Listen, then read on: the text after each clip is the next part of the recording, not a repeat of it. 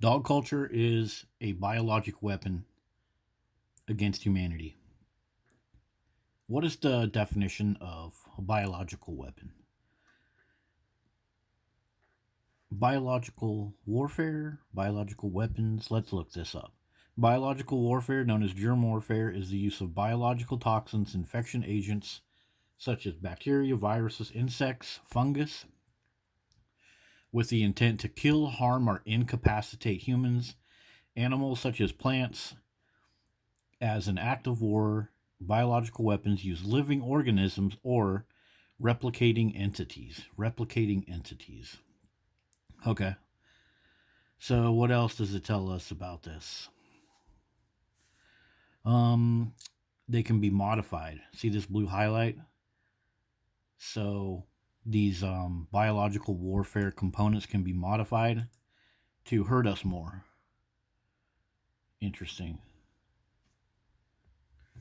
So speaking of genetically modified in order to hurt us more, have you guys noticed what's going on with these XL bullies? So here's a little article I'll share with you guys. This killer Kimbo dog, he's part of this whole XL bully thing, and so it's made from high levels of inbreeding to create this huge size. So that sounds to me like a biological weapon. They're genetically modifying this thing so that it's ridiculously huge, short, stubby. It's got the flat nose face, just like all the pedigrees, like the Boston Terriers, and like all of those dogs, like the boxer dogs, the pugs. They breed them like this partly because a lot of people see these dogs as human infants. It's called Kinderschema.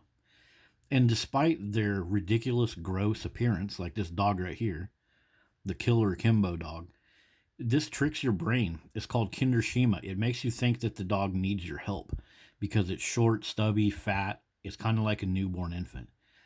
And these dogs are killing people. They're killing people all over the place. So that's an example of how these dogs are like a biological weapon. The list of people getting killed from these XL bullies is just growing and growing. Here's some of them. You've got David Daintree, Savannah Bentman, Julia Lopez.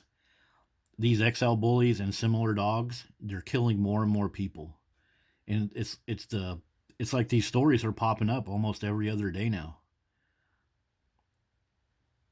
And it's not just men. People think that these dogs are like fighting dogs, and so they think it's like these big bad dudes with fighting dogs. No, they're killing the owners. They're killing the fathers and mothers right in front of their family members.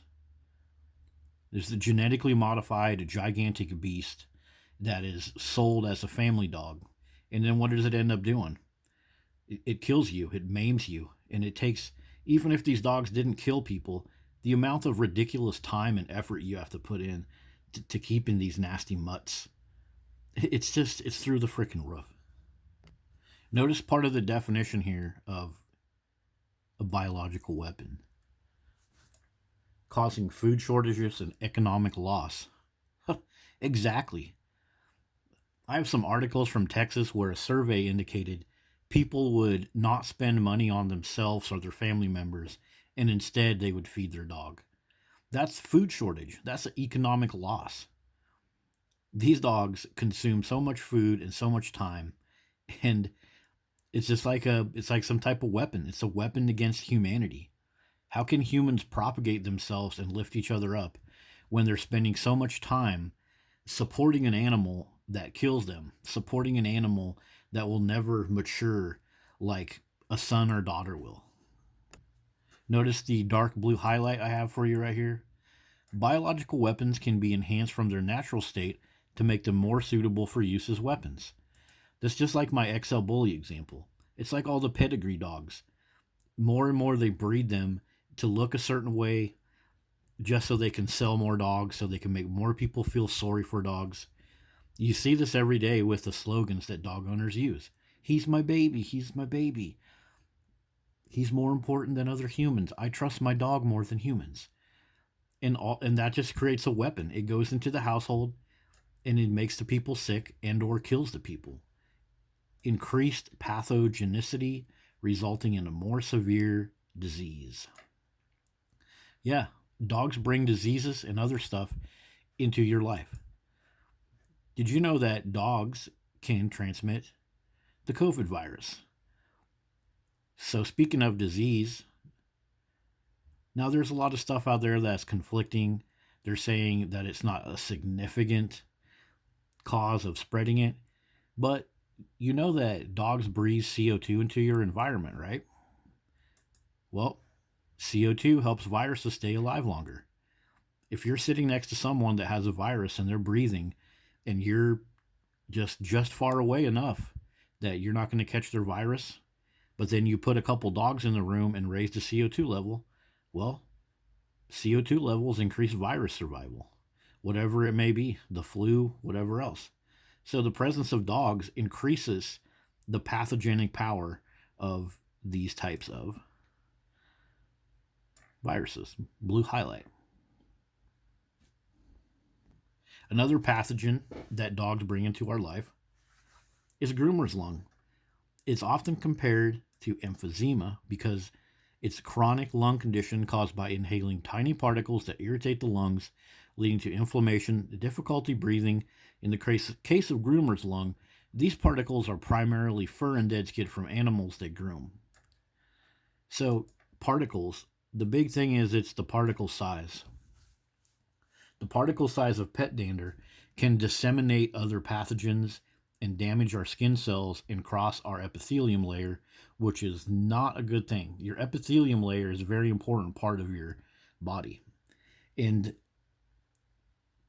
this is proven by the groomer's lung. If you look up groomer's lung, I have a playlist for you. What it does to people's lungs is very dangerous, and it comes from everything that the dogs bring into our environment. Here's another pathogen that dogs disseminate into the human environment. It's called capnocytophaga. So many people have lost their limbs from a dog licking them or a dog biting them, even their own dogs. I'll give you guys a really interesting playlist in the description.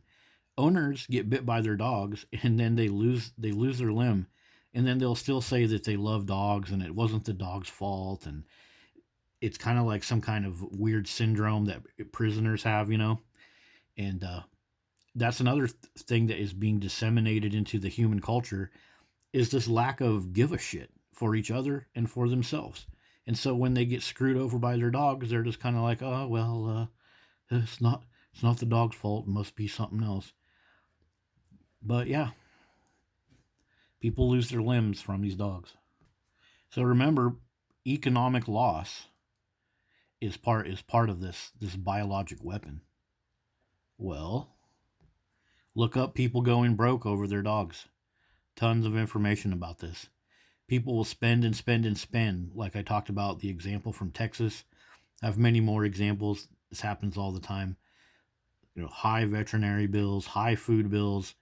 They put the dog first, then they get broke, and then they start treating veterinarians bad. Veterinarian suicide is high. So that's a financial loss brought to us by dogs. Another thing that a biologic weapon is supposed to bring into the environment is mistrust and fear. Well, many dog owners are afraid to go out with their little dogs because the bigger dogs are killing them. The big dogs are super powerful and their predatory drive is super high. And the little dogs, they're yappy and super inbred. So it's a perfect combination to just create a constant menace. And it's not just the little dogs, not just these little guys, but it's the humans that paid the price for this too. Because usually there's a female person, frail, with a pit bull. She gets knocked down. Then the pit bull attacks the little dog. And everybody has to pay the price. So yeah, financial loss, fear, and mistrust amongst the people. And biological weapons are not just against humans. Notice it's against other animals too. So these biological weapons, part of their job is to screw around with the natural animals, which that's how they go after humans. If you live in an environment that doesn't have a natural balance of animals and it's just full of dogs, that's going to hurt the animals and it's going to hurt you. One of the things that domestic dogs do is constantly attack horses. Horses, horses, horses. Horses are mauled by pit bulls. Happens all the time. Another things that dogs screw around with, endangered species. They're the number one problem for endangered species. They're responsible for predation, competitive native wildlife for food, interbreeding with other species, spreading disease. Everywhere these dogs go, they're screwing with birds, squirrels, barking all frickin' day. There's no way the natural wildlife has anything positive from interaction with these dogs. All the information about this is out there, and most of it's easy to find. If you look at the case of India, there's a documentary about this. They have laws over there that really, really protect dogs, and dogs have killed many endangered species in India. And they're doing it here too. Human toddlers and human females and other people, elderly, anybody that's frail enough to be attacked by a dog, they're becoming endangered too. So that has been a look at some of the elements of biological weapons and how it directly correlates to the current situation with our dog culture. Thanks for watching. Don't forget to leave me a comment. If you like this type of deep dive analysis, don't forget to like, subscribe, and let me know what you think. See you guys later.